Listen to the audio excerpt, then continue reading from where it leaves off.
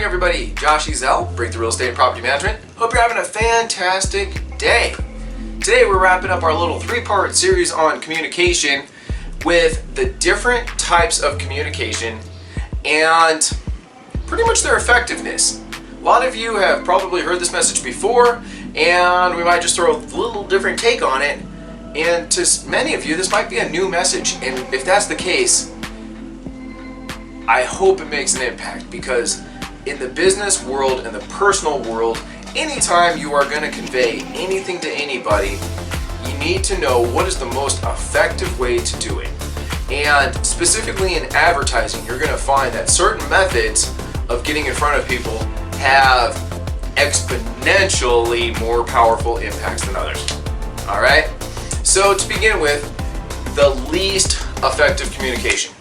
These would be your quick blurbs, text messages, tweets, your quick posts, which, some people do really long, elaborate posts. Those are the exception to the rule. Most people don't even use full sentences in their posting for whatever reason, and it's not a bad thing, but you just need to know that the ability to communicate effectively is going to be diminished. The moment you take away punctuation, the moment you take away all these little things to show your true point, the detail, the nuances, that's when things start to go awry. What do you mean by that? What do you mean by that? What do you mean by that? No, what do you mean by that? There's so many different ways to say that exact same sentence, right? Same thing. Are you a sarcastic person? Is everybody on the other side of that message understanding of your sarcasm, right? The senses of humor oftentimes are going to be what get you in trouble faster than anything. It's kind of interesting. So the next most effective mode of communication is the true written word, right? And that is where you're writing full emails, full letters, full print advertising, full messages via Facebook or Instagram, whatever it might be. When you get to share your full message, when you're not even remotely concerned about keeping your message short, when you're able to put in all the punctuations, the commas, the exclamation points, the question marks, when you get to really dive deep and even have somebody, the more they read of your message, the more they're going to understand your perspective. That's why the beginning of a book may be an attention getter, but then it takes a while to kind of understand. But before you know it, what you're reading people, characters with personality, traits, histories, and it's completely made up. That's the power of the written word.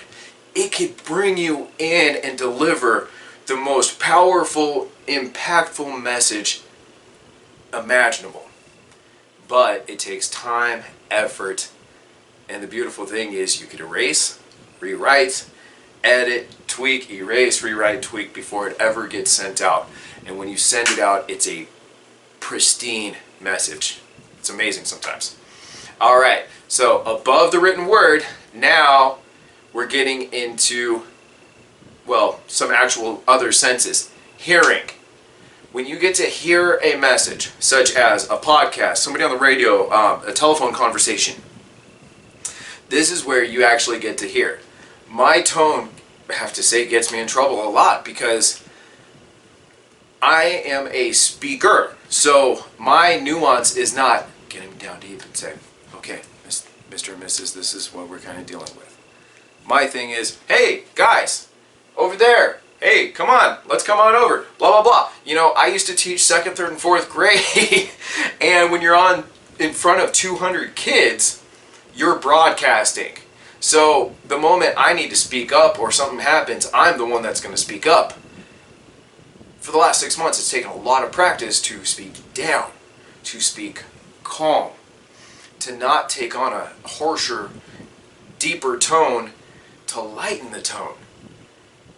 And when you say something with a smile, it comes across with a different sound than when you speak without a smile, right? So to remember these little things when you're communicating with people.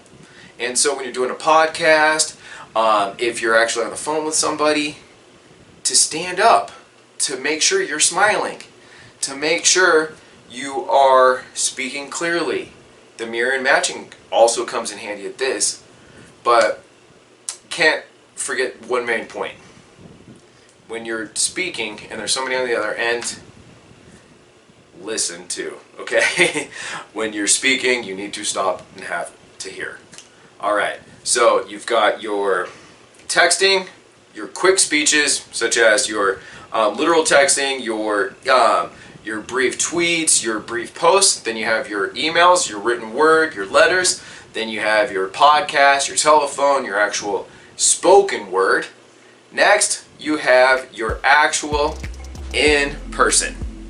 This is the most impactful, important ability to get your message across.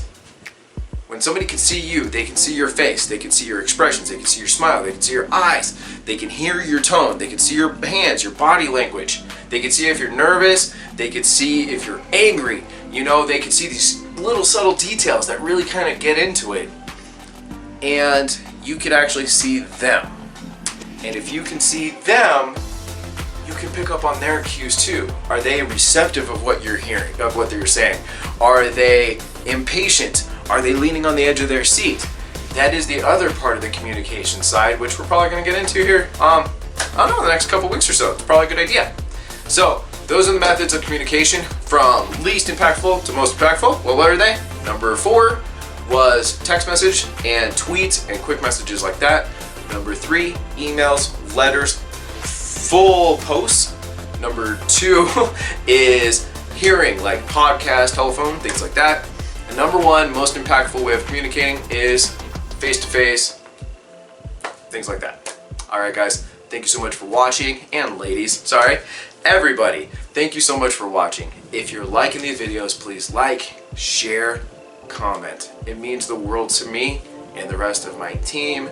Thank you so much, and we will talk to you tomorrow. Gentlemen, and also the children, will you excuse me for a minute, please? Thank you. What do you want to do? Look, Mr. Broadhurst. Right. What are you doing? I love baseball. Well, we all love baseball. When we get to St. Louis, will you tell me the guys' names on the team so when I go to see them in that St. Louis ballpark, I'll be able to know those fellas? Well, now, it's all right, folks. All right. Excuse me, I want to find out the fellas' names. As long as it's okay with the I'm audience. crazy about baseball. Will you stand still? Pick up your hat. Go pick up your hat. Okay. Now, look. Then you'll go and peddle your popcorn and don't interrupt the act anymore? Yes, sir. All right. But you know, strange it may seem, they give ball players nowadays very peculiar names. Funny names? Nicknames, pet names. Not as funny as my name, Sebastian Dinwiddie. Oh, yes, yes, yes. Funnier than that? Oh, absolutely. Yes. Now, on the St. Louis team, we have who's on first, what's on second, I don't know's on third. That's what I want to find out. I want you to tell me the names of the fellas on the St. Louis team. I'm telling you, who's on first, what's on second, I don't know's on third. Do you know the fellas' names? Yes. Well, then who's playing first? Yes. I mean the fellow's name on first base. Who? The fellow playing first base for St. Louis. Who? The guy on first base. Who is on first? Well, what are you asking me for? I'm not asking you, I'm telling you, who is on first? I'm asking you who's on first. That's the man's name. That's whose name? Yes. Well, go ahead and tell me. Who? The guy on first. Who? The first baseman. Who is on first? Have you got a first baseman on first? Certainly. Then who's playing first? Absolutely. When you pay off the first baseman every month, who gets the money? Every dollar of it. Why not? The man's entitled to it. Who is? Yes. So who gets it? Why shouldn't he? Sometimes his wife comes down and collects it. Whose wife? Yes. After all, the man earns it. Who does? Absolutely. Well, all I'm trying to find out is what's the guy's name on first base? Oh, no. What is on second base? I'm not asking you who's on second. Who's on first? That's what I'm trying to find out. Well, don't change the players. I'm not changing nobody. Take it easy. What's the guy's name on first base? What's the guy's name on second base? I'm not asking you who's on second. Who's on first? I don't know. He's on third. We're not talking about him. How did I get on third base? You mentioned his name. If I mention a third baseman's name, who did I say is playing third? No, who's playing first? Stay off of first, will you? Well, what do you want me to do? Now, what's the guy's name on third base? Well, what's on second? I'm not asking you who's on second. Who's on first? I don't know. He's on third. There I go, back on third again. Well, I can't change their names. Will you please stay on third base, Mr. Broadhurst? Now, what is it you want to know? What is the fella's name on third base? What is the fella's name on second base? I'm not asking you who's on second. Who's on first? I don't know. Third Third base. You got an outfield? Oh, sure. St. Louis has got a good outfield? Absolutely. The left fielder's name? Why? I don't know.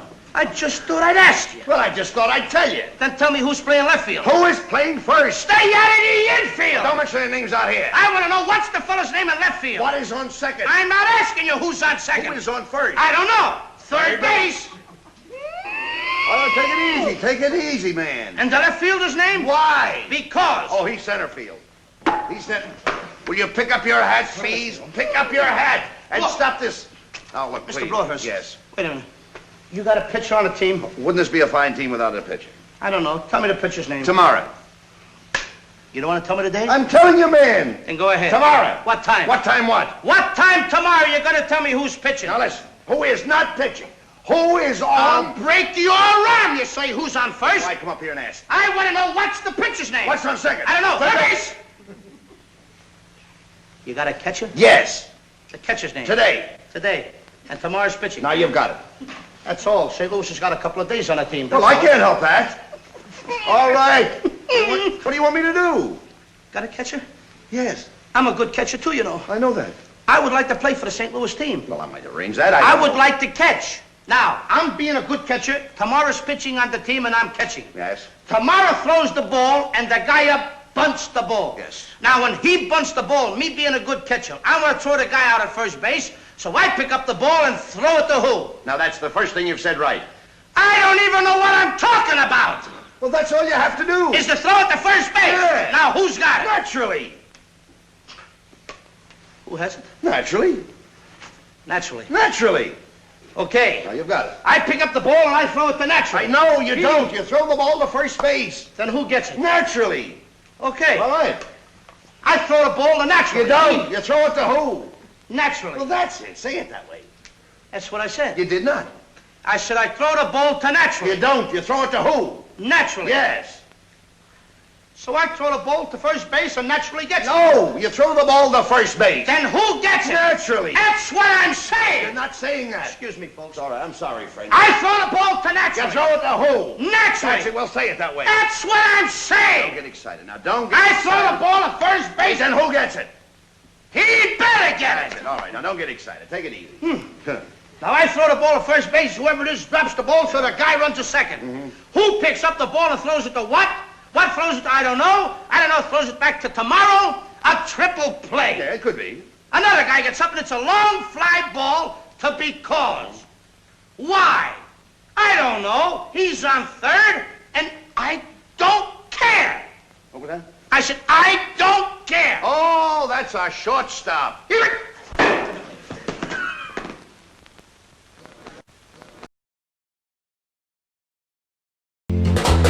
Hey everybody, Josh Ezell, Breakthrough Real Estate and Property Management / Handyman Services.